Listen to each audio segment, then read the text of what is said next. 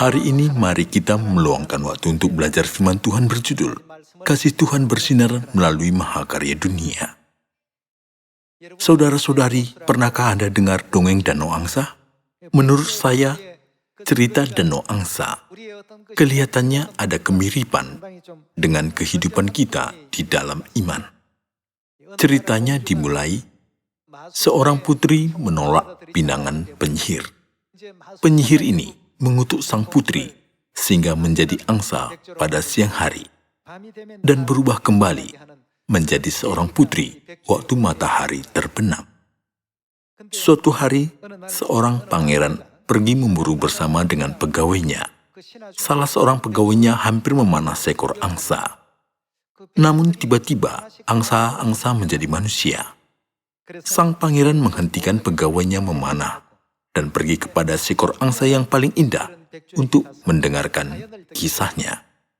Angsa yang paling indah adalah putri di danau angsa tersebut.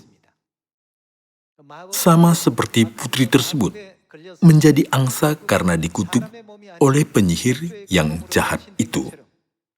Kita semua terkena kutukan setan yang bernama dosa dan diusir dari surga ke bumi ini dan menjadi manusia. Angsa terindah adalah sang putri, dan angsa-angsa indah lainnya adalah dayang-dayangnya. Mereka berubah menjadi angsa pada siang hari dan kembali menjadi rupa asli mereka pada malam hari. Hanya ada satu jalan untuk melepaskan mereka dari kutukan itu. Ketika putri mendapatkan cinta sejati, dia bisa terlepas dari kutukan itu. Hal itu sama juga karena Tuhan sangat mengasihi dunia dan juga mengasihi kita. Pada akhirnya, Dia menebus kita dari dosa dan kesalahan kita, bukan? Tuhan telah menunjukkan kepada kita kasih sejatinya terhadap anak-anaknya dengan kesungguhan. Dia berkata, "Saya ingin cawan ini diambil daripadaku, tetapi bukanlah kehendakku, melainkan kehendak Bapalah yang terjadi." Ketika kita melihat Kristus berdoa dengan sungguh-sungguh semalam suntuk di Bukit Zaitun, kita bisa membayangkan seberapa sakitnya dan parahnya penderitanya di atas salib, bukan? Setelah peristiwa itu, kita umat manusia terlepas dari kutukan, yaitu dosa kita. Tuhan mulai menebus kita dari dosa-dosa kita. Jadi hari ini, ketika kita melihat secara mendalam cerita semacam itu, kita bisa menyadari bahwa Tuhan membuat kita mendapatkan kembali rupa asli kita, rupa malaikat, melalui pengorbanan dan kasih Bapa dan Ibu Surgawi. Kita bisa melihat cinta sejati di dalam dongeng Danau Angsa itu. Sang putri bisa terlepas dari kutukannya hanya oleh cinta sejati. Lalu sang pangeran berkata kepada putri itu, "Besok ada pesta dansa di istana. Aku akan mengumumkan pernikahan denganmu di depan semua orang." Inilah rencana pangeran untuk melepaskan putri dari kutukan. Harinya tiba, pangeran menunggu putri datang, tetapi putri tidak muncul sampai malam. Akhirnya, sang putri datang. Sang pangeran bergembira dan berkata kepada semua hadirin yang berkumpul, "Aku akan menikah dengan gadis ini." Setelah dia disumpah, ternyata putri di hadapannya adalah anak seorang penyihir. Penyihir membuat anaknya menyerupai sang putri angsa melalui sihir.